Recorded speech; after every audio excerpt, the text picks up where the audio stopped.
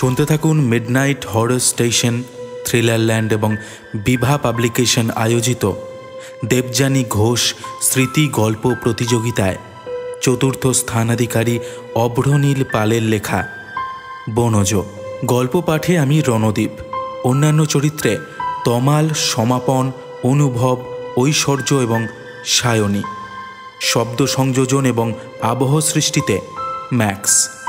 Poster designing কভারম্যান অভিব্রত। শুরু হচ্ছে বনজ।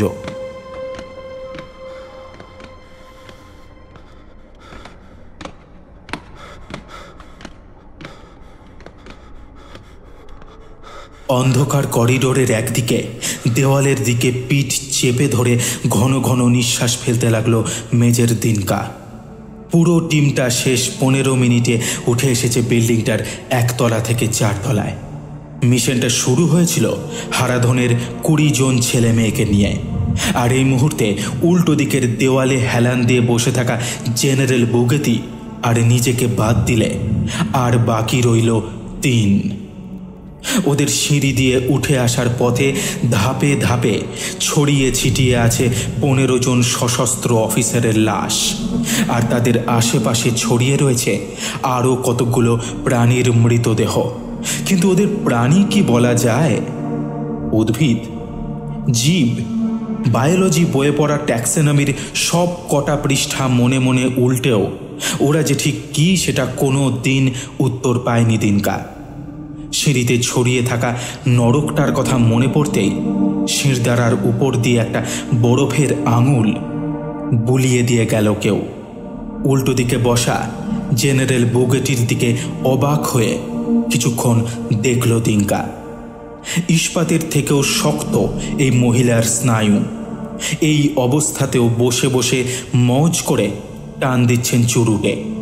এপাশে ওপাশে ঘাড় ঘুরিয়ে বাকিদের দিকে দেখে নিল দিনকা। বাকি 3 জনের মধ্যে একজন বুগেতির টিমের জিকান। বাকি 2 জনকে চেনে না সে। এরা এসেছে এই পৃথিবীর অন্যান্য প্রান্ত থেকে। অবশ্য আজকে পৃথিবী বলতে যেটা বোঝায় তাতে আর কোনো দেশ বা মহাদেশ নেই। আছে খালি 3টে ভাগ, মানে 3টে আর্থ সেক্টর। সেখান থেকেই বাছাই করা অফিসারদের নিয়ে তৈরি হয়েছে ওদের দলটা এই নির্দিষ্ট মিশনের জন্য। সে নিজে আর্থ সেক্টর 2 এর কমান্ডার ইনচার্জ, বুগেতি আর্থ সেক্টর 1 এর। বাকি সবাই কোনো না কোনো সেক্টরের উচ্চপদস্থ অফিসার। কিন্তু এই মুহূর্তে সবার একই অবস্থা। হাঁপড়ের মতো নিঃশ্বাস পড়ছে প্রত্যেকের। ভয়ে উত্তেজনায় কাঁপছে ঠক ঠক করে। আর ইউনিফর্মের অধিকাংশই ভিজে আছে একরকম সবুজ ঘন তরলে। শেষ কিছুক্ষণ যে ভয়াবহতা অতিক্রম করে এসেছে তারা, তারই ছাপ। হঠাৎ নড়ে চড়ে বসলেন জেনারেল। দেওয়ালের গায়ে কান চেপে ধরে কি যেন একটা শুনলেন মন দিয়ে। তারপর ফিসফিসে শান্ত গলায় তার উদ্দেশ্যে বললেন, মেজর, একটু শোনো তো। কথাটা শুনে একইভাবে কান ঠেকালো দিনকা তার পেছনের দেওয়ালে। রাত্রির সাময়িক নিস্তব্ধতা আর তা কেটে বারবার দূর থেকে ভেসে আসা কিছু সাইরেনের আওয়াজ ছাড়া কিছুই কানে এলো না প্রথমে। কিন্তু একটু মন দিয়ে শুনতেই কানে এলো আওয়াজটা। আতঙ্কে হৃৎপিণ্ডের কয়েকটা লাভ টুপ তালগোল পাকিয়ে গেল দিনকার। দেওয়ালের ওপারে, না ঠিক দেওয়ালের ভেতরে যেন চরচর শব্দে শিরা উপশিরার মতো ছড়িয়ে পড়ছে কিছু। শোনা যাচ্ছে খুব হালকা ক্ষীণ প্রাণের স্পন্দন। ধপ ধপ ধপ। দিনকা জানে আওয়াজটা, এর আগেও সে শুনেছে। আতঙ্কে চাপা গলায় চেঁচিয়ে উঠল দিনকার পাশে বসা ছেলেটা। একটা আঙুল তুলে আছে জেনারেলের পাশে বসা জিকানের দিকে। হাঁপাচ্ছে জিকান। একটা হাত দিয়ে চেপে রেখেছে কাঁধের কাছটা। অন্ধকারে দেখা যাচ্ছে না কিছু ভালো করে। হাতের টর্চটা জ্বালিয়ে ওর দিকে ঘোরাতেই আতঙ্কে কাঠ হয়ে গেল দিনকার গলা। আঘাতটা লেগেছে জিকানের ডান কাঁধে। উপরে উঠে আসার সময় কোনোভাবে ওই প্রাণীগুলো জখম করেছে তাকে। এই আঘাতের ফল দিনকারা জানে। শেষ 16 বছর ধরে দেখে আসছে ওরা। তীক্ষ্ণ টর্চের আলোয় 4 জোড়া চোখ অবাক হয়ে দেখতে লাগলো সামনের ভয়ঙ্কর দৃশ্যটা। সারা গায়ের চামড়া কাঠের মতো শক্ত হয়ে এসেছে জিকানের। সরু সরু সুতোর মতো ডালপালা বেরিয়ে আসছে ওই ক্ষতস্থান দিয়ে, ঢেকে দিচ্ছে ওর ডান হাত। আর বেরিয়ে আসছে না রক্ত না, সেই ঘন সবুজ তরল। দিনকা টর্চের আলোটা ওর মুখের ওপর ফেলতেই লক্ষ্য করলো মুখের কালো চামড়াটা ইতিমধ্যে ঢেকে গেছে একটা সবুজ আস্তরণে। ঠোঁট দুটো যেন কেউ সেলাই করে দিচ্ছে তামার তারের মতো শক্ত লতা পাতা দিয়ে। শুধু গলা দিয়ে বেরিয়ে আসছে একটা নিঃশব্দ আর্তনাদ। আর আতঙ্কে বিস্ফারিত চোখ দুটোর সাদা অংশটুকুকে ঢেকে দিচ্ছে নিকষ কালো অন্ধকার।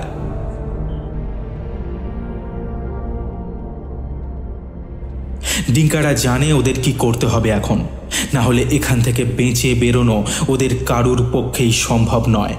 এর আগেও এই কাজ বহুবার করেছে ওরা। উঠে দাঁড়ালেন বুকেদি। স্থির দৃষ্টিতে জিকানের কালো মনির দিকে তাকিয়ে হাতের ছুরিটা আমূল বিঁধে দিলেন বুকের বাম দিকে। কোনো চিৎকার, কোনো আকুতি বেরোলো না জিকানের গলা দিয়ে, শুধু একটা অস্ফুট গোঙানি ছাড়া। তারপর নিথর দেহটা লুটিয়ে পড়ল জেনারেলের পায়ের কাছে। অন্যদিকে চোখ ফিরিয়ে নিল দিনকা। জানলা দিয়ে তাকিয়ে থাকলো দূরের কালো পিচ ঢালা আকাশ আর কালো কাপড়ে মোড়া শহরটার দিকে।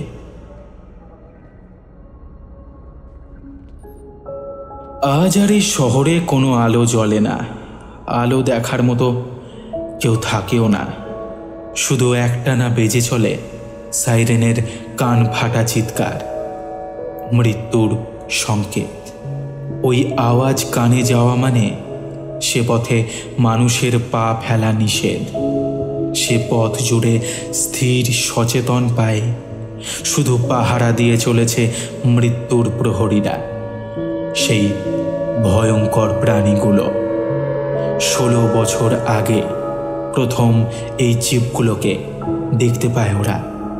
তারপর সারা পৃথিবী জুড়ে ছড়িয়ে পড়তে থাকে এই বিষাক্ত কীটের দল, ছোঁয়াচে রোগের মতো। বিজ্ঞানীরা নানান পরীক্ষা করেও কেউ কিচ্ছু জানতে পারেননি এদের সম্বন্ধে, এই রোগ সম্বন্ধে।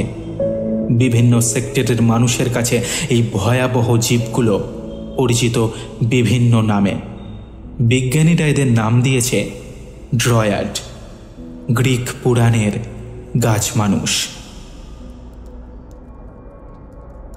That bloody bastard! দাঁতে দাঁত চেপে সাপের মতো হিস হিসে গলায় বললেন বুগতি। আমি কিছুতেই ওকে ছাড়বো না, শেষ থেকে ছাড়বো আমি এর।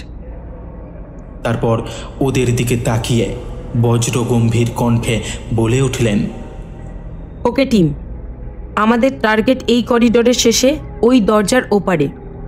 আমরা 4 জন একসাথে ঢুকবো। মেজর, তুমি আর ভিনসেন্ট ডান দিক থেকে, আমি আর নিশান্ত বাঁ দিক থেকে। মেশিন গানের গুলি চেক করে নাও। প্রত্যেকের কাছে 2টো করে গ্রেনেড রয়েছে, আর আমার কাছে এটা। বলে ব্যাগ থেকে বের করে আনলেন একটা কাঁচের বল। তার ভিতর থেকে বেরিয়ে আসা কমলা আভা ছড়িয়ে পড়ল সবার মুখে। অ্যাম্বার গ্রেনেড, সহজে পাওয়া যায় না এগুলো। দিনকা জানে এই মিশনের জন্য এগুলো ব্যক্তিগত ঝুঁকিতে আনিয়েছে বুগতি। এর একটা গোটা শহরকে জ্বালিয়ে ফেলতে পারে। কোনো বিস্ফোরণ নয়, শুধু হলুদ আগুনে ঝলসে যাবে ইট, কাঠ, পাথর সব কিছু। কিন্তু দিনকা এটাও জানে যে এতে কোনো লাভ নেই। এরা রক্তবীজের দল, একটাও বেঁচে থাকলে এদের দল আবার জন্ম নেয় সেখান থেকে। ডিঙ্কা, ওর দিকে তাকিয়ে আদেশের সুরে বলে চললেন বুগতি। তুমি রেডি? দিনকা নিজের কোমরে পিঠে বাঁধা সব অস্ত্রগুলোয় নিশ্চিন্ত হাত বুলিয়ে নিল একবার। বিড়বিড় করে নিজের মনে একবার বলল, আলফা B6। তারপর নিঃশব্দে মাথা নাড়ল বুগতির দিকে তাকিয়ে।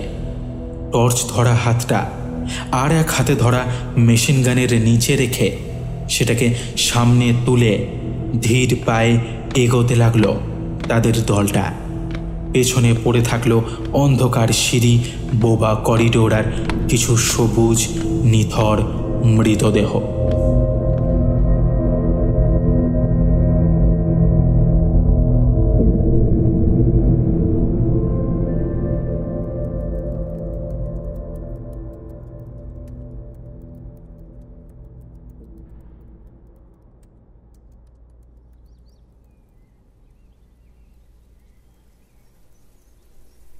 কিরে, ঘুমিয়ে পড়লি নাকি? গত 5 মিনিটের নিস্তব্ধতা কাটিয়ে মৃদু গলায় বলে উঠল ছেলেটা। চুপ করবি একটু? একটু বিরক্ত হয়ে বলে মেয়েটা। বলে ধনুকের ছিলাটাকে টান টান করে টেনে আনলো নাকের কাছে। এক দৃষ্টে তাকিয়ে আছে হরিণটার দিকে। দেখ, তোর দ্বারা হবে না। ওয়াইকি, যদি দুটো হাতে দুটো পানি ঘরে ফিরতে চাস তাহলে মুখটা বন্ধ রাখ একটু। মাটি থেকে কিন্তু অনেকটাই উঁচুতে আছিস। উমিন জিজ্ঞেস করলে আমি বলবো তোমার ছেলে পা ফুসকে পড়ে গেছিল। ঠান্ডা নির্লিপ্ত কণ্ঠে বলল মেয়েটা। ভয়ে হাত পা পেটের মধ্যে সেঁধিয়ে আসে ওয়াইকির। সেই 5 বছর বয়স থেকে সে দেখে আসছে হেলিনকে। আজ দুজনের বয়সই 22-23 হতে চলল।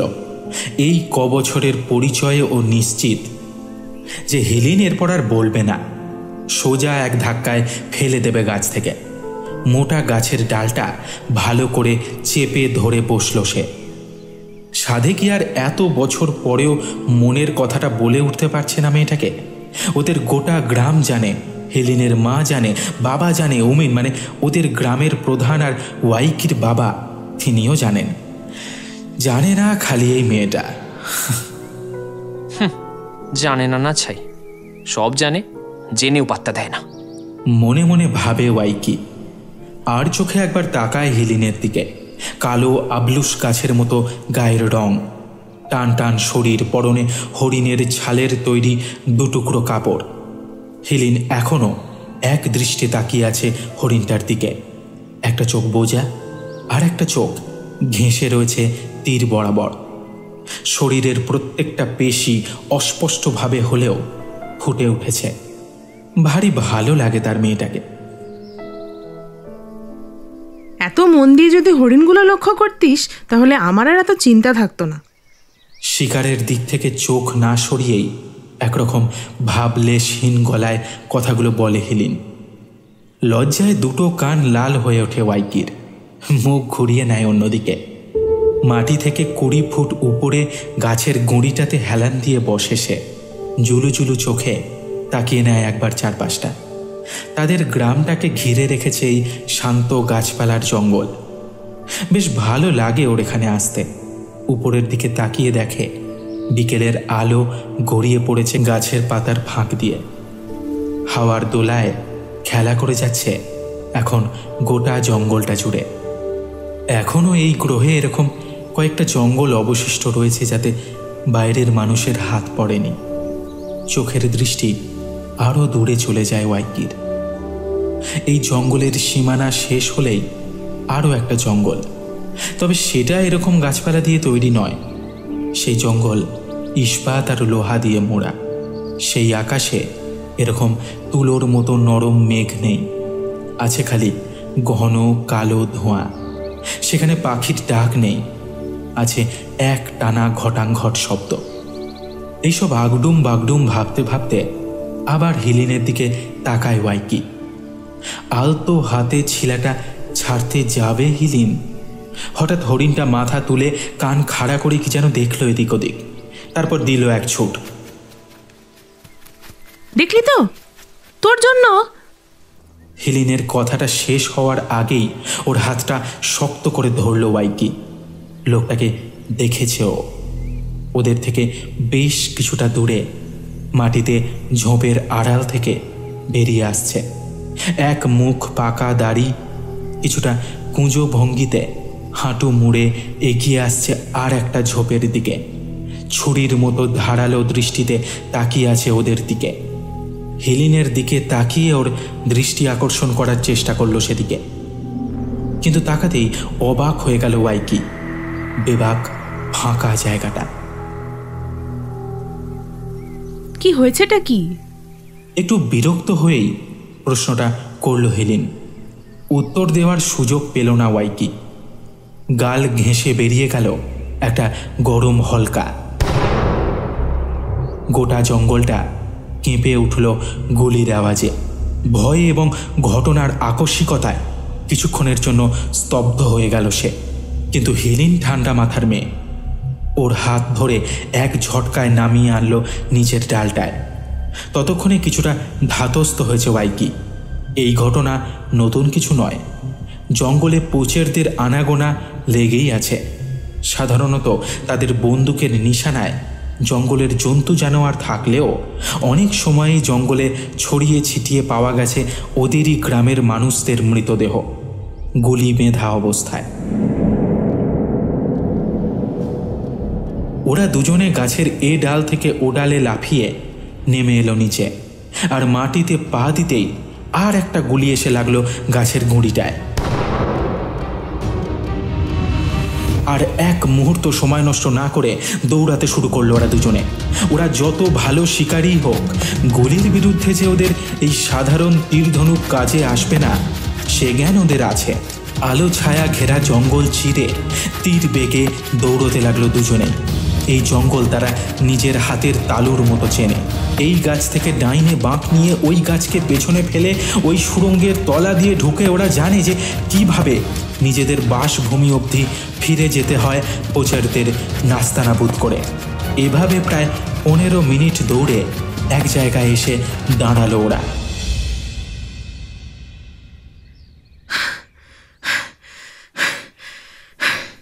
একটু হাঁপ টেনে নিতে দে। যা ঘুরপাক খাইয়েছি তাতে কোনো প্রচারের বাবার সাধ্য নেই। হেলিনের অসমাপ্ত কথায় ছেদ টানল আর একটা বুলেট। সোজা এসে বিঁধেছে ওর ডান হাতে।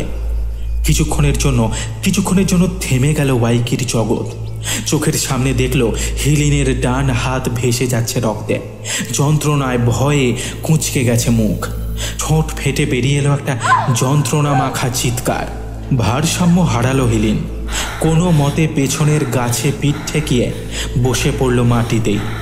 গুলিটা তার হাত ফুঁড়ে বেরিয়ে গেছে। চোখ দুটো বুজে এসেছে অসহ্য ব্যথায়। নিঃশ্বাস ঘন হয়ে এসেছে। ওয়াইকি আর সামলাতে পারল না নিজেকে। চোখ ফেটে জল চলে এলো তার। হেলেনের মাথাটা দুটো হাতের মাঝে ধরে বলে উঠল, এই এই হেলিন, চোখ খোল। এই ওঠ না, দেখ একবার হেলিন। খুব কষ্টে চোখ মেলে তাকালো হেলিন। কিছুটা বলতে যাচ্ছিল, কিন্তু তার আগেই আর একটা গুলি এসে লাগলো তাদের পায়ের থেকে 1 ফুট দূরে। ওয়াইকি বুঝে গেল এভাবে আর কিছুক্ষণ থাকলে তাদের দুজনেরই আর জীবিত অবস্থায় গ্রামে ফিরে যাওয়ার সম্ভাবনা থাকবে না। আর কোনো কথা না ভেবে টেনে উঠিয়ে নিল হেলিনকে। কাঁধে ভর দিয়ে চেষ্টা করলো ওকে দাঁড় করাবার। যন্ত্রণায় কোকিয়ে উঠল হেলিন।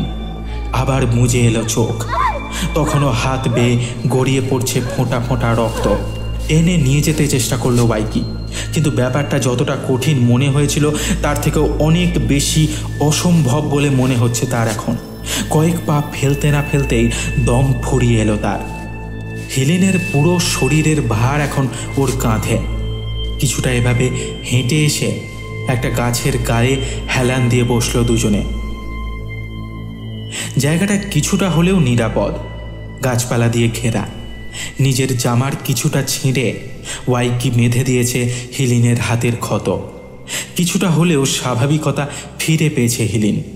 কান পেতে একটু শোনার চেষ্টা করলো ওয়াইকি। জঙ্গল অন্য দিনের মতোই নিশ্চুপ, কোনো আওয়াজ নেই। ব্যাপারটা অনেকক্ষণ থেকেই খটকার মতো বিঁধছিল ওয়াইকির। কিন্তু রাতের জঙ্গলের এই নিস্তব্ধতা স্বাভাবিক বলেই বোধ হয় এতক্ষণ খেয়াল হয়নি। সত্যি তো বিকেল থেকে আর কোনো গুলি চলেনি। সাধারণত পোচারদের নিশানায় থাকে জঙ্গলের বনের অসহায় পশুরা, কিন্তু বিকেল থেকেই যতগুলো গুলি চলেছে তার একটাও কোনো জন্তু জানোয়ারকে উদ্দেশ্য করে নয়, বরং সবকটাই তাদের উদ্দেশ্যে। তার মানে বন্দুকের ওপারে যে আছে তার লক্ষ্য কি শুধুমাত্র তারা? মুখের ভেতরটা কিরকম শুকনো লাগছে ওয়াইকির, সব তালগোল পাকিয়ে যাচ্ছে মাথার ভিতর। কি করছিসটা কি? হিলিনের দিকে তাকিয়ে ফিসফিস করে বলল। এর মধ্যে এক হাতে ভর দিয়ে কোনোভাবে উঠে দাঁড়ানোর চেষ্টা করছে মেয়েটা, কিন্তু আবার টাল সামলাতে না পেরে বসে পড়ল। অসহায়ভাবে ওর মুখের দিকে তাকিয়ে জিজ্ঞেস করল, কি করে ফিরবো আমরা গ্রামে? এতক্ষণে একটা কথা বুঝতে পেরেছে ওয়াইকি, এভাবে গ্রামে ফেরা সম্ভব নয়। চটপট মনে মনে একটা হিসাব কষে নিল সে।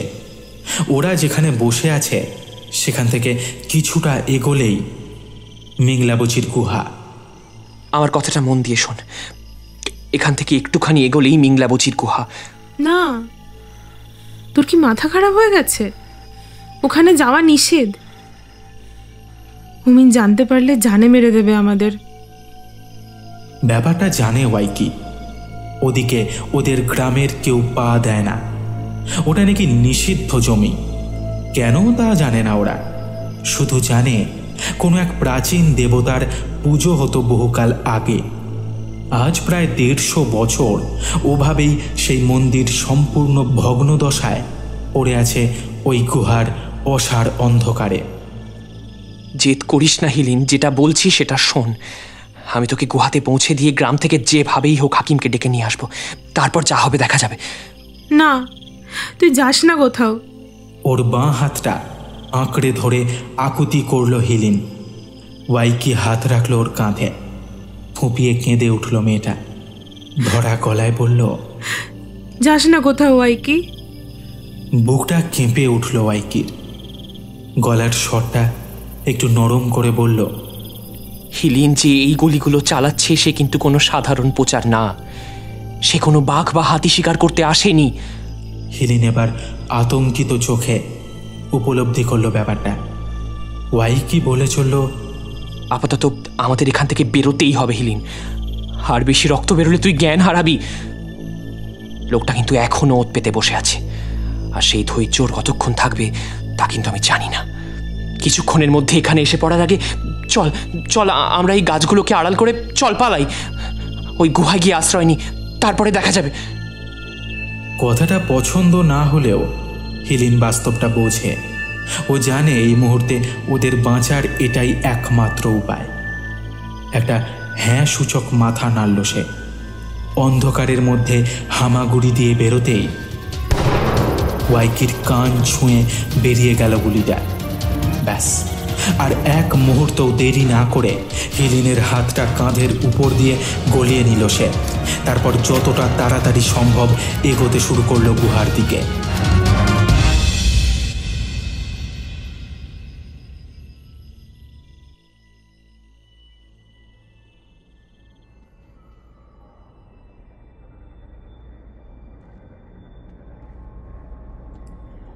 বিগত 5 মিনিটের মধ্যে যা যা ঘটে গেছে তার সাথে তাদের পরিকল্পনা বা কল্পনার একটা বর্ণ মিলিয়ে উঠতে পারছে না দিনকা। ওরা প্রত্যেকে নিজেদের অস্ত্র নিয়ে নিঃশব্দে পেরিয়ে এসেছিল ওই অন্ধকার করিডোরটা। অদ্ভুতভাবে একটা ড্রয়ারও তাদের পথে বাধা দিতে আসেনি। করিডোরের বিশাল দরজাটার কাছে পৌঁছে বুগেটি চোখের ইশারায় তাদের টর্চ নিভিয়ে দিতে বললেন। চোখ অন্ধকারে একটু সয়ে এলে চাপা গলায় নির্দেশ দিলেন দরজাটা খোলার। বিশাল আকার দরজা 3 জনের চেষ্টায় খুলে যায় হাট করে। ভেতরে পা দিতে বুনো গন্ধটা ঝাপটা মারে ওদের নাকে। গন্ধটা অদ্ভুত, যেন কেউ দু হাতে ল্যাভেন্ডার আর ইউক্যালিপটাস গাছের পাতা ঘষে চেপে ধরেছে তাদের নাকে। অদ্ভুত একটা মাদকতা খেলে যায় তাদের সারা শরীরে। এতক্ষণ ওরা যে পথে এসেছিল তা অন্ধকারই ছিল, কিন্তু এই ঘরটা যেন আরও অন্ধকার। আর ঢুকতেই মনে হলো একটা জমাট বাঁধা কালো যেন বসে রয়েছে ঘরটার ঠিক মাঝখানে। পাথরের মতো নিশ্চল হয়ে দাঁড়িয়ে তারা অনুমান করার চেষ্টা করে ওই সেই জমাট অন্ধকারটার নড়াচড়া। স্থির হয়ে রয়েছে সেটাও। জেনারেলের চাপা গলার নির্দেশে পরপর জ্বলে ওঠে তাদের টর্চগুলো। সব কটা আলোর রেখা কেন্দ্রীভূত হলো ঘরের মাঝখানটায়, কিন্তু চোখের সামনে পরপর যা ঘটল তা অদ্ভুত, অবাস্তব এবং ভয়ঙ্কর। ঘরের মাঝখানে একটা কাঠের তৈরি নারী মূর্তি বসে রয়েছে একটা কাটা গাছের গুঁড়ির ওপর। হাঁটু দুটোর ওপর দু হাতের কোনোই ভর দিয়ে থুতনিটা রেখেছে দুই হাতের তালুর ওপর। ওরা আর একটু এগিয়ে গেল মূর্তিটার দিকে। প্রত্যেকের হাতের সতর্ক আঙুল ট্রিগারে। অবাক হয়ে দেখল কাঠের মূর্তিটা ঠিক মিউজিয়াম বা প্রাসাদে সাজিয়ে রাখার মতো মসৃণ পালিশ করা নয়, বরং গাছের গুঁড়ির মতো খড়খড়ে, অমসৃণ, ফাটা ফাটা। মূর্তিটার সারা শরীর জুড়ে ছড়িয়ে রয়েছে অজস্র ডালপালা, কোনোটা সরু, কোনোটা মোটা। মাথা থেকে চুলের বদলে নেমেছে একগুচ্ছ লতা পাতা। শুধু তাই নয়, দেহটাও যেন শিকড় বাকড় দিয়ে জুড়ে আছে যে গাছের গড়িটার উপর বসে রয়েছে মূর্তিটা, তার সাথে। হঠাৎ একটা মরমর শব্দে চমকে উঠল তিনকাদের দলটা। হাতে ধরা কাঁপা কাঁপা আলোয় তারা দেখতে পেল মূর্তিটা নড়ছে অল্প অল্প। দুহাত পিছিয়ে এলো ওরা। মূর্তিটা একটা যান্ত্রিক ধীর গতিতে মুখ ফেরালো ওদের দিকে। লতা পাতায় মোড়া মুখটার দিকে তাকালেই রক্ত জল হয়ে আসে দিনকার। বুঝতে পারে হাত পাগুলো মস্তিষ্কের সামান্যতম নির্দেশটুকুও মানতে অস্বীকার করছে। মূর্তিটা কালো স্থির চোখে তাকিয়ে আছে তাদের দিকে, একটা অদ্ভুত নির্লিপ্ত দৃষ্টি। চোখে কোনো মনই নেই, তবু যেন ওর মনে হলো ওরা ওরই দিকে অপলক তাকিয়ে আছে। সে চোখের চাহনিতে আছে এক অমোঘ আকর্ষণ, যা থেকে সে চোখ ফেরাতে পারছে না। হাজার স্মৃতি এসে ভিড় করছে চোখের সামনে।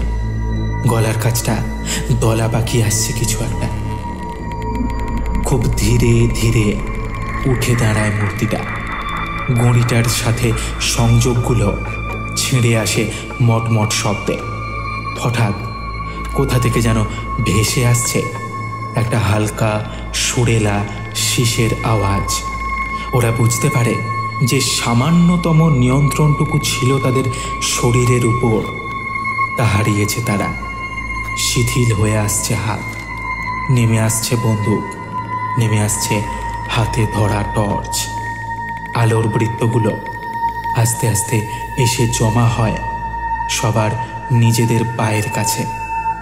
আবার নেমে আসে অন্ধকার, আর ঘরটাকে সেই নিকষ অন্ধকারটা গ্রাস করে নিতেই সেই সম্মোহিত মুহূর্তেও দিনকা শুনতে পায় ঘর ছোড়া মর্মর মটমট আওয়াজ।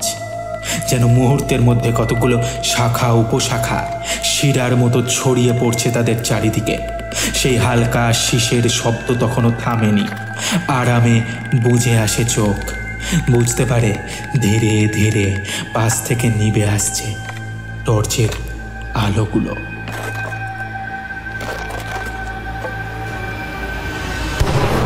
আচমকা গুলির আওয়াজ ঘোর ভেঙে দেয়। Major, be steady! চিৎকার ভেসে আসে জেনারেলের বজ্রগম্ভীর কণ্ঠে। চোখ মেলে দেখে জেনারেল এগিয়ে যাচ্ছে সেই মূর্তিটার দিকে। হাতের বন্দুকের গুলিতে ঝাঁঝরা হয়ে যাচ্ছে কাঠের দেহটা। শীষের শব্দটা আর শোনা যাচ্ছে না। বাকি সঙ্গীদের খুঁজতে এপাশে ওপাশে টর্চ ঘুরিয়েও কোনো মানুষের চিহ্ন মাত্র পায় না দিনকা। শুধু দুপাশে দাঁড়িয়ে রয়েছে ডালপালায় মোড়া দুটো বিকৃত অবয়ব, ঠিক যেন দুটো গাছ।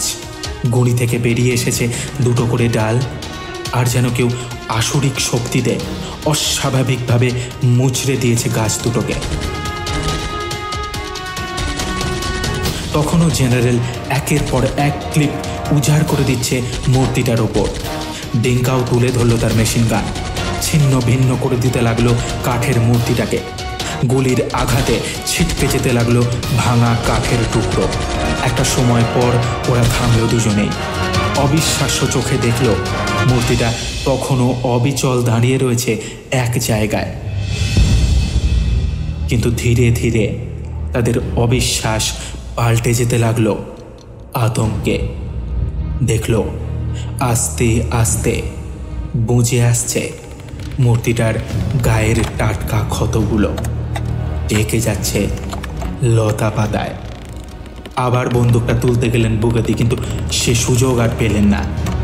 নিমেষের মধ্যে দেওয়াল আর মাটি থেকে অজস্র সুরের মতো শাখা প্রশাখা এসে জড়িয়ে ধরল তাকে। হাত পা বেঁধে ফেলল অজস্র শেকলের মতো শক্ত ডালপালা দিয়ে। ছটফট করতে লাগলেন জেনারেল বুগাতি। চেষ্টা করতে লাগলেন এক আসরিক শক্তির বিরুদ্ধে লড়াই চালিয়ে যেতে, কিন্তু সেটাই বা কতক্ষণ। ছুরিটা হাতের মুঠোয় ধরে ছুটে গেল দিনকা সেদিকে। কাটার চেষ্টা করে যেতে লাগলো সেই নারকীয় পাশ, কিন্তু একটা কাটলে তার জায়গা নিয়ে নেয় আরও 5টা। ক্রমশ শক্তি হারাতে থাকে বুগাতির দেহ।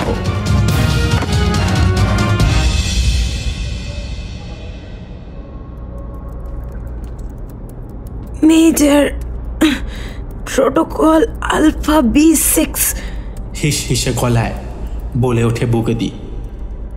ছুরি ধরা হাতটা থেমে যায় দিনকার। একবার বুগাতির দিকে আর একবার মূর্তিটার দিকে তাকিয়ে দেখে। মূর্তিটা এখনো স্থির দৃষ্টিতে তাকিয়ে আছে ওর দিকে।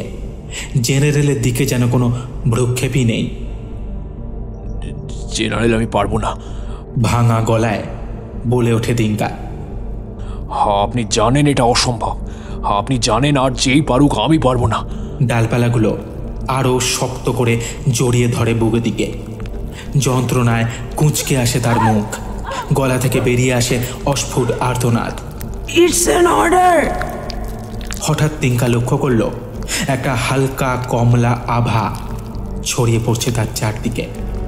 নিচে তাকিয়ে বুঝতে পারল জেনারেল কোনো এক অবিশ্বাস্য উপায়ে হাতের মুঠোয় বের করে এনেছে একটা অ্যাম্বার গ্রেনেড।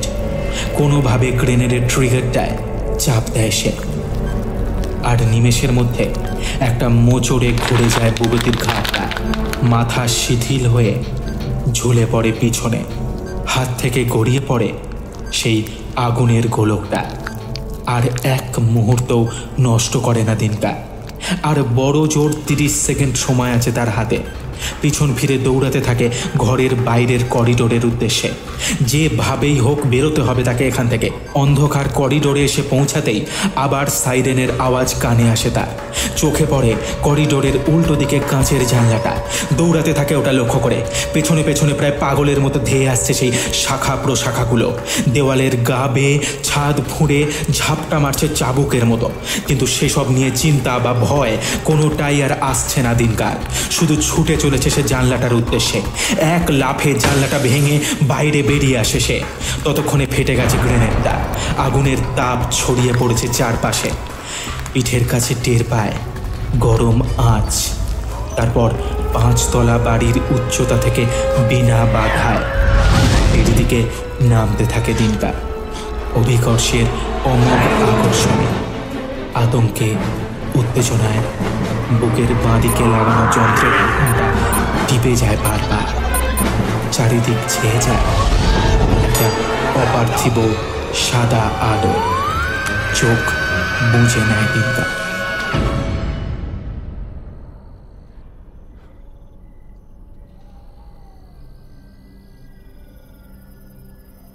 ওয়াইকি কিছুতেই এই ইঁদুর বেড়াল খেলাটার মানে বুঝে উঠতে পারছে না। শেষ কয়েক মিনিট হেলিনকে কাঁধে করে টানতে টানতে অনর্গল কথা বলে গেছে ওর সাথে, ওকে জাগিয়ে রাখার জন্য। আর প্রতি পদক্ষেপে তাদের অনুসরণকারী জানিয়ে দিয়ে গেছে নিজের অস্তিত্বের। কখনো পাশের গাছের গুঁড়িতে, কখনো পায়ের কাছে মাটিতে এসে লেগেছে গুলি।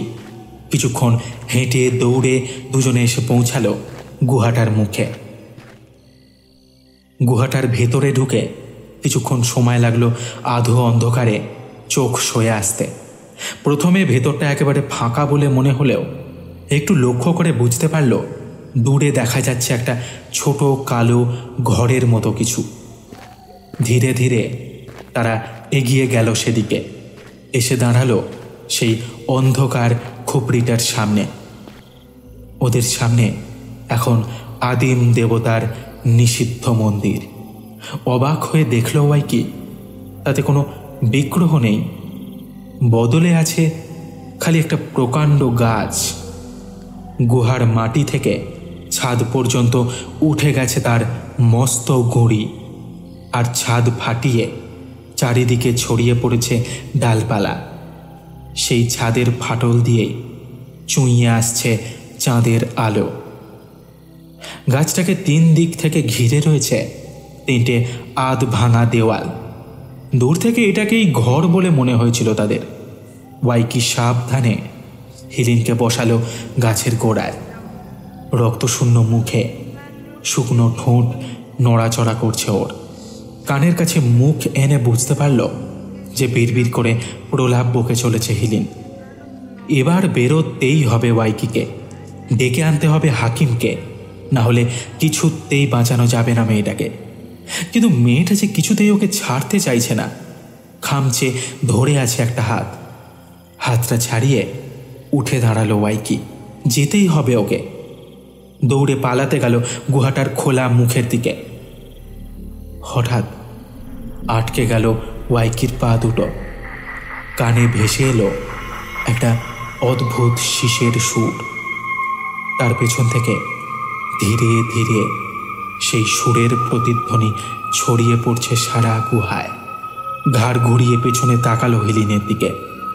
অন্ধকারের মধ্যেও সে বুঝতে পারছে উঠে দাঁড়িয়েছে মেয়েটা। শিসের সুরে দুলে উঠছে তার সারা শরীর। ভয়ে দুশ্চিন্তায় স্থির পা দুটোকে টেনে গাছটার দিকে নিয়ে গেল ওয়াইকি। বুঝল শিসটা হিলিনে দিচ্ছে, কিন্তু ঠোঁট নড়ছে না একটুও, বরং ওর ভিতর থেকে যেন আসছে আওয়াজটা। বিস্ময়ে কাঠ হয়ে সে দেখল যন্ত্রণা সম্পূর্ণ উপেক্ষা করে হিলিনের হাতটা উঠে এলো গুঁড়ির ওপর।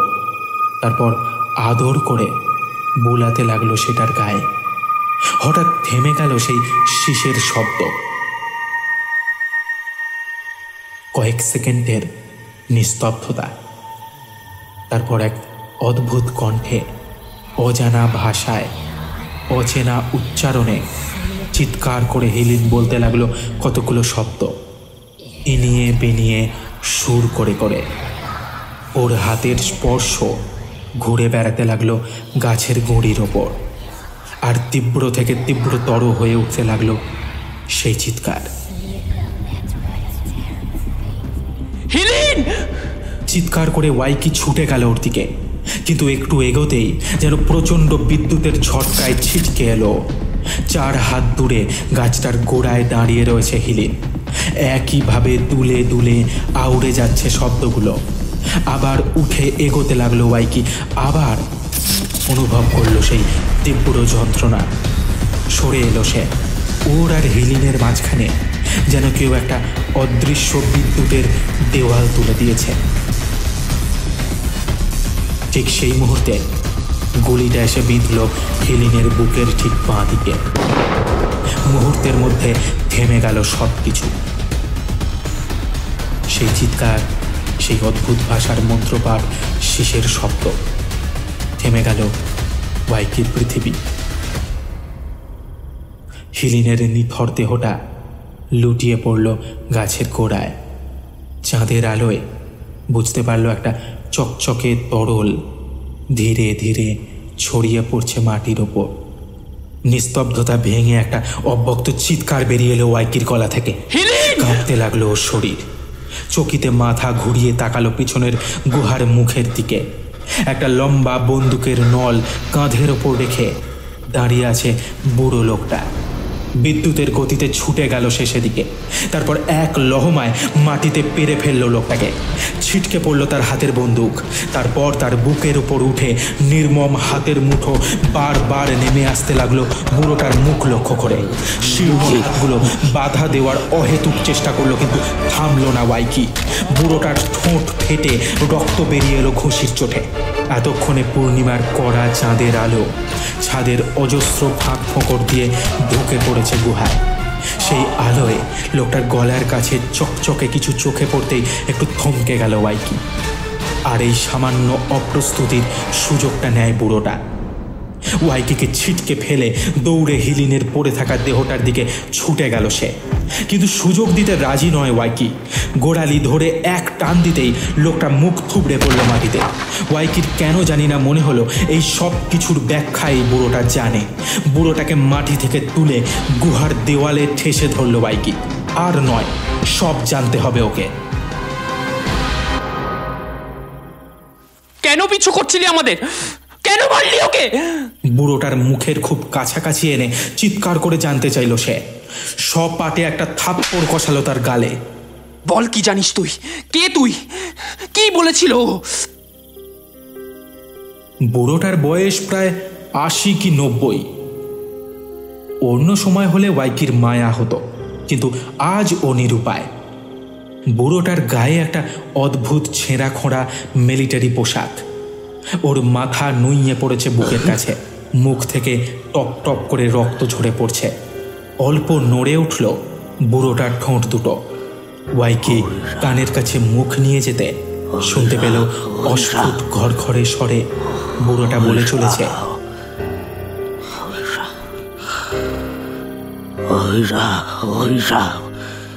চাঁদের আলো এসে পড়েছে লোকটার মুখের ওপর। রক্ত মাখা মুখটা চকচক করছে, ভয়ঙ্কর লাগছে দেখতে। চোয়ালটা শক্ত করে চেপে মুখটা তুলে ধরল ওয়াইকি। দাঁতে দাঁত চেপে বলল, কিসের অভিশাপ? বল, কি বলছে ও? রক্ত মাখা দাঁতগুলো বের করে ওয়াইকির দিকে তাকিয়ে লোকটা বলল, মন কাতিয়া, মন কাতিয়া, মন কাতিয়া, মন কাতিয়ার অভিশাপ। চমকে উঠল ওয়াইকি। এই নামটা ও জানে। শুধু ওদের নয়, এই মুহূর্তে লোহালক্ষর মোড়া এই পৃথিবীতে যে কয়েকটা গ্রাম আর তাদের উপজাতিরা সবুজের চিহ্নটুকু ধরে রেখেছে, তাদের সবার আদিমতম দেবতা বুনকাতিয়া। কিন্তু সে বড় বিভৎস দেবতা। গ্রামের বুড়োদের কাছে গল্প শুনেছে ছোটবেলায়।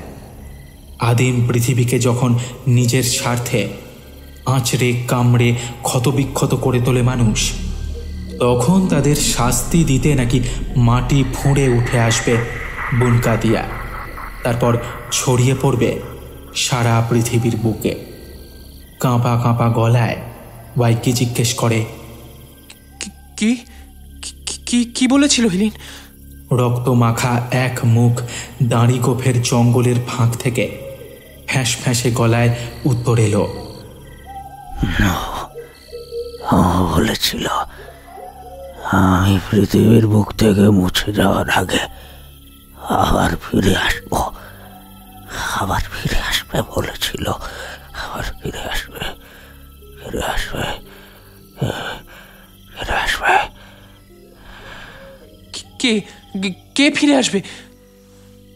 ধীরে ধীরে মুখটা এগিয়ে আনলো বুড়োটা ওয়াইকির কানের কাছে। তারপর ফিস ফিস করে বলে উঠল, মন কাতিয়া, গাছ মানুষ, গাছ মানুষ, মন কাতিয়া। সাথে সাথে একটা তীব্র যন্ত্রণা ছড়িয়ে পড়ল ওয়াইকির শরীর জুড়ে। নিচে তাকিয়ে দেখল ওর থাইয়ে একটা সূচের মতো কিছু বসিয়ে দিয়েছে বুড়োটা। সেখান থেকে শরীরের নিম্নভাগে ছড়িয়ে পড়ছে একটা অবশ ভাব। দু হাতে পা চেপে কিছুটা পিছিয়ে এলো সে।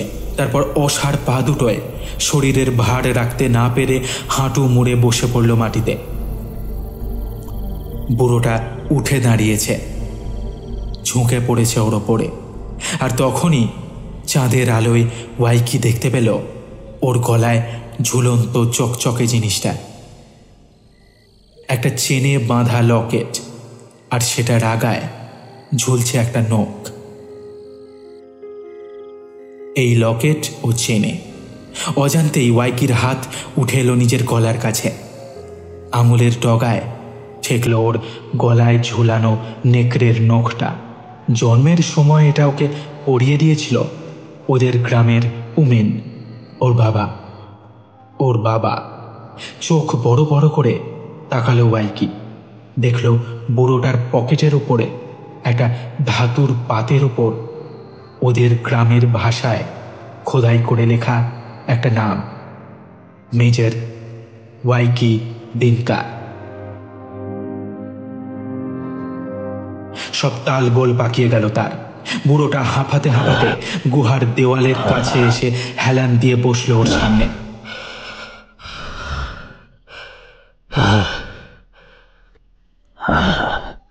আমি পারবো না, আমি দুঃখিত ওয়াইকি। ছেঁড়া জামার হাতায় মুছে নিল ঠোঁটের কোণটা, এক দৃষ্টে তাকিয়ে রইল কিছুক্ষণ। আর কোনো উপায় ছিল না বলে উঠল ওয়াইকির সামনে বসা লোকটা। ছিল না। আজ 50 বছর ধরে আমি এই একই চেষ্টা করে যাচ্ছি, এক চেষ্টা। 1 ঘন্টার নির্মম খেলাটার জন্য প্রতিবার খুইয়েছি জীবনের 10টা করে বছর। 10টা বছর। কিন্তু তুমি কে? বিস্ময় মেশানো কথাগুলো কোনো মতে বেরিয়ে এলো ওয়াইকির গলা থেকে, কিন্তু তাতে কোনো ভ্রুক্ষেপ না করে মাটির দিকে তাকিয়ে বিড়বিড় করে নিজের মনেই বলে চলল লোকটা। আজ থেকে 66 বছর আগে, আমার জীবনের 66 বছর আগে আমি আর হিলিন ঢুকে পড়ি এই গুহায়। একপাল নেকড়ের তাড়া খেয়ে হিলিনের পায়ে কামড় বসিয়েছিল ওদের একটা। সেবারই প্রথম আবিষ্কার করি এই গাছটা। এই গাছের গায়ে লেখাগুলো ওইগুলোই তো অভিশাপ।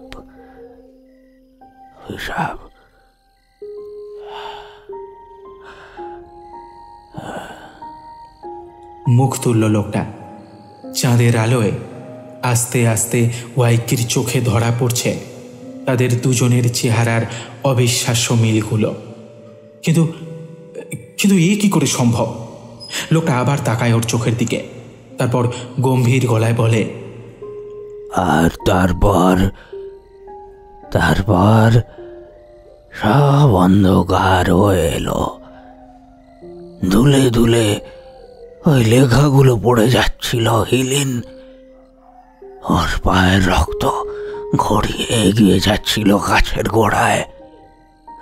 এক লহমায় শুষে নিচ্ছিল সেটা এই রাক্ষসে গাছটা। আচমকা ওদের পিছনের গাছটার দিকে আঙুল তুলে চিৎকার করে বলে ওঠে লোকটা, আরো চাই।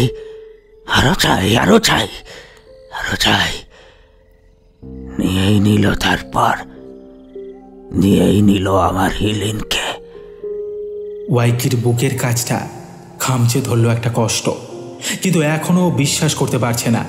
ও জিজ্ঞেস করল, কিন্তু তুমি কে?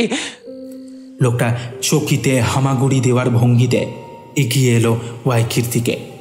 ওর মুখের খুব কাছে নিয়ে এলো নিজের মুখটা, তারপর সুর করে বলে উঠল, কেন চিনতে পারছিস না?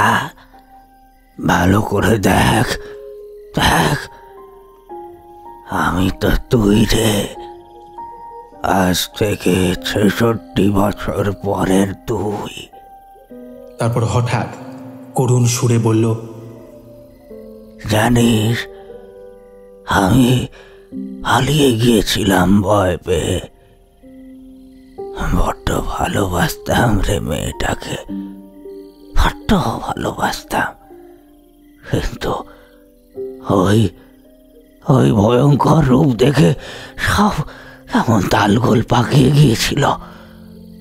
পালিয়ে গিয়েছিলাম, ডাকতে গিয়েছিলাম মুমিনকে, কিন্তু ফিরে এসে দেখলাম সব শেষ।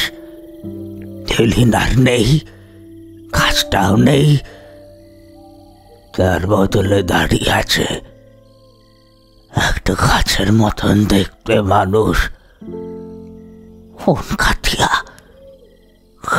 ফোন কাটিয়া।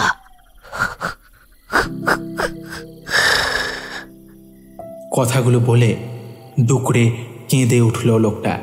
একটা ঘোরের মধ্যে বসে যেন সবকিছু দেখে যাচ্ছে ওয়াইকি। লোকটা হঠাৎ চুপ করে গেল, এগিয়ে গেল ওয়াইকিকে অতিক্রম করে গাছটার দিকে। তখনও গোড়ায় লুটিয়ে পড়ে আছে ইলিনের শরীরটা।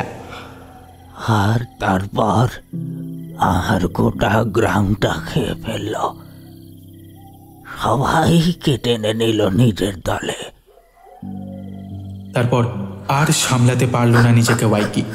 চোখ ফেটে জল বেরিয়ে এলো, চিৎকার করে বলে উঠল, আমি অনেক চেষ্টা করেছি, শেষ 50 বছরে বারবার চেষ্টা করছি, বারবার। কখনো এই গুহাটাকে ধ্বংস করার, কখনো হিলিনকে আটকাবার, কিন্তু নিয়তিকে আমি খণ্ডাতে পারিনি। আজ না হলে আজ থেকে কয়েক মাস পর হিলিন আবার খুঁজে পেয়েছে এই গুহা, এই গাছ। একটু থেমে বলল, না না, এই গাছটাই খুঁজে নিয়েছে হিলিনকে। আর তারপর সারা পৃথিবীতে আবার ছড়িয়ে পড়েছে সেই একই অভিশাপ। ভবিষ্যৎ বদলাতে পারিনি আমি। কিন্তু ৬৬ বছর আমি, তুমি কিভাবে? তুমি হয়তো এখনো জানো না। ঠান্ডা কঠিন গলায় লোকটা বলে উঠল, কিন্তু আমরা সময়ের সামনে পিছনে যাত্রা করতে শিখে গেছিলাম অনেক দিন আগেই। তবে প্রতি যাত্রার শেষে সময় আমাদের কাছ থেকে কেড়ে নেয় জীবনের 10টা করে বছর। প্রথমবার হিলিনকে, নিজের গ্রামকে ওই অবস্থায় দেখার পর আমি প্রাণের ভয়ে পালিয়ে যাই এখান থেকে। তারপর খুঁজতে থাকি এই দানবকে পৃথিবী থেকে মুছে ফেলার উপায়। 16 বছর ধরে ট্রেনিং নিই মিলিটারিতে। নিজের বুকে লাগানো ধাতুর পাতটায় আঙুল বুলালো সে। আমরা গোটা পৃথিবীতে ধাওয়া করে গেছি হিলিনের শরীরে বাসা বাঁধা এই নরকের দেবতাকে। অসংখ্য মানুষ প্রাণ হারায় পৃথিবী জুড়ে ছড়িয়ে থাকা ওর সাঙ্গপাঙ্গদের হাতে, যারা একদিন আমার তোমার মতোই মানুষ ছিল। ওদের দল ভারী হয়ে আসে ক্রমশ। আর হিলিন? হিলিন হিলিন হিলিন মানে বুনকাতি আর আসল দেহটা। কিন্তু ওটা তো এক জায়গায় থাকতো না কখনোই।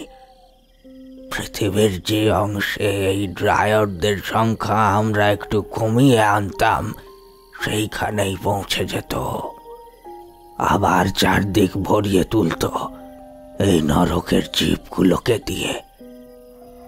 শেষমেশ আমরা এই ব্যাপারটাকেই টোপ হিসেবে ব্যবহার করে খুঁজে বের করি হিলিনকে। সেক্টর 3-তে একটা জঙ্গলে ঢাকা বাড়ির ভেতরে, কিন্তু সেখানে ওকে হারাতে পারিনি আমরা। এতক্ষণ ওয়াইকির দিকে পেছন ফিরে কথাগুলো বলছিল লোকটা। এবার ওর দিকে ফিরে বলল, এই হারের জন্য আমরা কিন্তু প্রস্তুত ছিলাম। প্রোটোকল আলফা B6 বার পরে আমার উপরেই এই আগাছাকে জন্মের সময় পৃথিবীর বুক থেকে নির্মূল করবার, কিন্তু পারিনি। বারবার চেষ্টা করেও পারিনি। প্রতিবার খুইয়েছি নিজের জীবনের 10টা করে বছর। আর তারপর আমি বুঝতে পারি বুনকাতিয়া বা হিলিনকে আলাদা করা সম্ভব নয়। ওদের একসাথে শেষ করতে হবে, ওদের এক হওয়ার সময়। তাই জন্যেই তোমাদেরকে তাড়িয়ে নিয়ে আসি এইখানে। এটা আমার শেষ সুযোগ ছিল। তারপর গাছটার দিকে ফিরে চিৎকার করে বলল, দেখ দেখ দেখ দেখ, আমি পেরেছি। এই অভিশাপ নিয়ে তুই ফিরতে পারবি না পৃথিবীতে।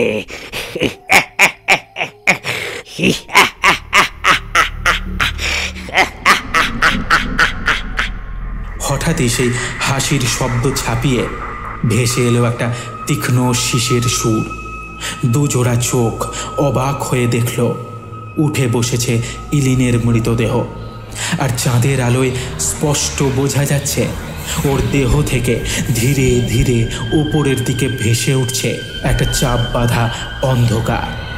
উঠে দাঁড়িয়েছে ইলিন, মাথা ঝুঁকে আছে বুকের ওপর, আর শরীরটা দুলছে শীষের সুরে, ঠিক যেন একটা দড়ি বাঁধা পুতুলের মতো ওকে নাচাচ্ছে ওই ওপরের চাক বাঁধা অন্ধকারটা। আস্তে আস্তে মাথাটা তুলল ইলিন, তাকালো ওদের দিকে। তারপর সেই অজানা অচেনা অপার্থিব উচ্চারণে আউড়ে চলল এক আদিম অভিশাপ। ধীরে ধীরে পাল্টে যেতে লাগলো ইলিনের শরীর। লতায় পাতায় মুড়ে যেতে লাগলো সেটা, এক হয়ে যেতে লাগলো ওই প্রকাণ্ড গাছটার সাথে। গোড়া থেকে নড়ে উঠল গাছটা, কেঁপে উঠল গুহার মাটি। একটা দীর্ঘশ্বাস ফেলে ওয়াইকির দিকে তাকালো লোকটা, চোখে একরাশ যন্ত্রণা। এগিয়ে এলো ওর দিকে। এতক্ষণে নিজের নিম্নাংশে সার পেতে শুরু করেছে ওয়াইকি। চেষ্টা করলো পেছন ঘুরে পালানোর, কিন্তু কলার খামচে ধরেছে লোকটা। এটাই আমার শেষ সুযোগ। এই রক্তবীজের গোড়া এখনো ছড়ায়নি, এখনই নির্মূল করতে হবে একে। ঠান্ডা গলায় বলল ওর সামনে দাঁড়ানো এক বৃদ্ধ ওয়াইকি। যন্ত্রণায় দুঃখে আক্ষেপে জর্জরিত যার মুখ। তারপর ওর হাতে ধরিয়ে দিল একটা বোতাম। তাতে চাপ দিতে একটা টিক টিক আওয়াজ শুরু হলো। এটা তোমার ভবিষ্যৎ নয় ওয়াইকি, তোমার জন্য ভবিষ্যৎ অপেক্ষা করে রয়েছে। তারপর পকেট থেকে বের করে আনলো একটা কাঁচের বল। কমলা রঙের আলো ছড়িয়ে পড়তে লাগলো সেটা থেকে।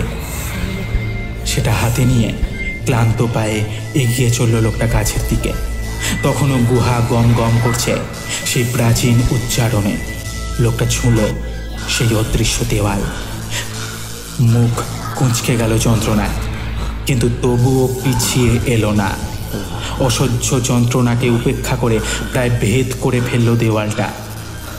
গুহার দেওয়াল জুড়ে ছড়িয়ে পড়ল একটা কমলা আভা। ওয়াইকির হাতে ধরা বোতামের টিক টিক ধ্বনি দ্রুত থেকে দ্রুততর হয়ে উঠল। চারিদিক ভরে গেল একটা অদ্ভুত সাদা আলো। চারিদিকের আলো সইয়ে চোখ মেলে ওয়াইকি সামনে দেখতে পেল এক অজানা পৃথিবী। এক বিরাট কাঁচের বাড়ির সামনে ঘাসের ওপর দাঁড়িয়ে আছে সে। হঠাৎ নিজের পেশিবহুল হাতের দিকে তাকিয়ে অবাক হয়ে গেল সে। মুখে হাত দিয়ে অনুভব করলো গাল ভর্তি দাড়ি। যেন এক ধাক্কায় বয়স বেশ কিছুটা বেড়ে গেছে তার।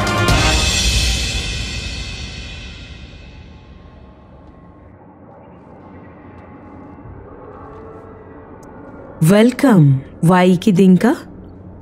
পেছন ঘুরতেই দেখতে পেল একটা মিলিটারি ভ্যান থেকে নেমে তার দিকে এগিয়ে আসছে সুঠাম চেহারার একজন মহিলা।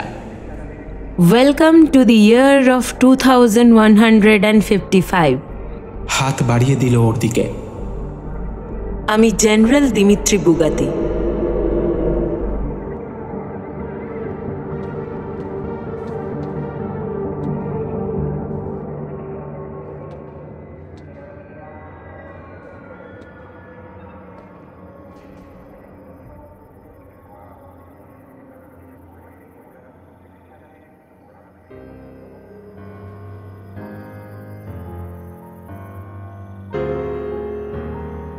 সেদিন রাত্রে ওয়াইকি আর ইলিনকে খুঁজতে গিয়ে জঙ্গলের মধ্যে একটা অদ্ভুত দৃশ্য আবিষ্কার করল গ্রামবাসীরা।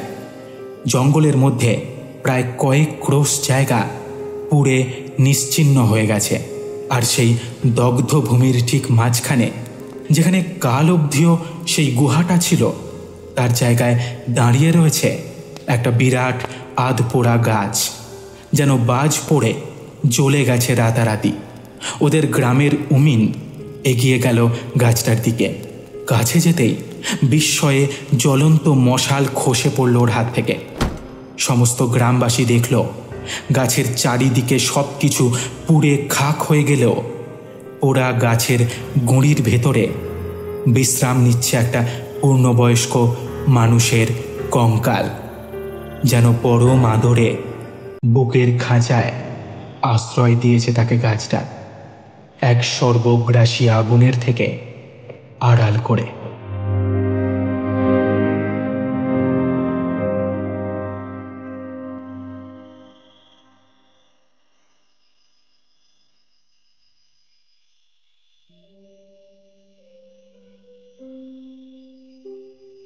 তাহলে কেমন লাগলো আজকের গল্পটা আমাদের জানাও নিচের কমেন্ট বক্সে।